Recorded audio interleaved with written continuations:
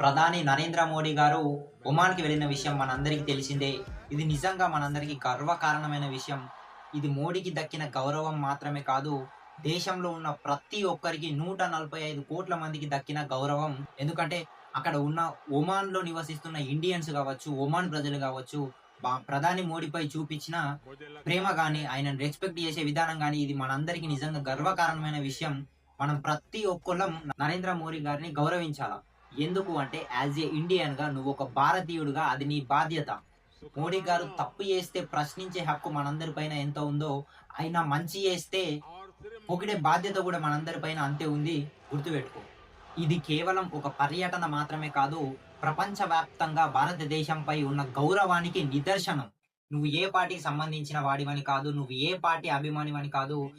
శ్రీ నరేంద్ర మోడీ గారు మన దేశానికి ప్రధానమంత్రిగా ఉన్నన్ని రోజులు ఆయనని గౌరవించాల్సిన బాధ్యత మనందరి పైన ఉంది. ఎందుకంటే యాజ్ ఏ ఇండియన్ నువ్వొక భారతీయుడిగా అది నీ బాధ్యత. ప్రపంచ దేశాల ముందు మన దేశ పరుణ్ణి, మన దేశంలో ఉండే వ్యక్తిని కించపరుచు మాట్లాడకూడదు. ఎందుకంటే ఇంటోళ్ళు మంచిగా మాట్లాడితేనే బయటోళ్ళు మంచిగా మన గురించి మాట్లాడతారు కాబట్టి, మన దేశంలో ఉన్నోళ్ళకు ఒక రెస్పెక్ట్ ఇచ్చి మాట్లాడడం నేర్చుకోండి ప్రతి ఒక్కళ్ళు. Thank you.